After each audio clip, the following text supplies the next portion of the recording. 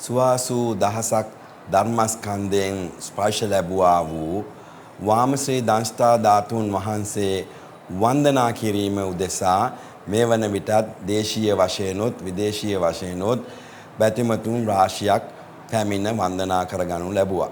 මල්වතු අස්ගිරි උභය මහා විහාරී අතිපූජ්‍ය මහානාහිමිපාණන් වහන්සේලාගේ උපදෙස් සහ අනුශාසනා පරිදි පුරා දින 7කට ආසන්න කාලයක් මේ වන විට දළදා වහන්සේ වන්දනා කිරීම උදෙසා ඒ සියලු බැතිමතුන්ට අවස්ථාව සලස්වා දී තිබෙනවා.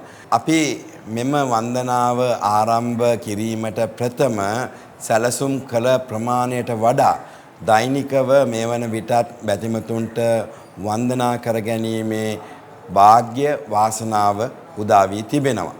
නමුත් දෛනිකව දළදා වහන්සේ වන්දනා කිරීම උදෙසා දිවයිනේ නොයෙකුත් ප්‍රදේශවලින් පැමිණෙන බැතිමතුන් නිසාම අද මහනුවර ප්‍රදේශයේම පුදුමාකාර ජනාකීර්ණ තත්වයකට පත් වෙලා තියෙනවා. මෙහිදී වන්දනා කරන බැතිමතුන්ට රැඳී සිටීම සඳහා නුවර වවරවුමත් ඒ වගේම අම්පිටිය පාරත් ඒ වගේම DSN නායක වීදිය එහෙම නැත්නම් කටුගස්තොට පාලම දක්වා වූ ප්‍රදේශ පෝලිම් හැටියට සකස් කළත් ඒ ප්‍රදේශයත් පිරී ඉතිරී ගොස් දෛනිකව බැතිමතුන්ගේ පැමිණීම නිසා මේ වන විට වන්දනා කර ගැනීමට තියෙන ඉඩකඩවල අඩුවක්ව පවතිනවා. මෙවැනි බැතිමතුන් රාශියක් මේ ප්‍රදේශ තුළ රැඳී සිටීම නිසා පාරිසරික වශයෙන් වගේම සනීපාරක්ෂක පහසුකම් සපයා දෙන්න අවහිරතාවයන් වලට මුහුණ දෙන්න සිදු වෙලා තියෙනවා. විශේෂයෙන් ශ්‍රී ලංකා පොලිසිය, යුද හමුදාව, නගර සභාව, මධ්‍යම පළාත් සභාව, සෞඛ්‍ය අංශ මේ සියලු දෙනාගේම ඉටු වූ සේවාව අපි අගය කළ යුතුයි. වැවරවුම, ඒ වගේම අම්පිටිය පාර, කටුගස්තොට පාර යන මේ පෝලිම් තුල සිටින නිවැසියන් සහ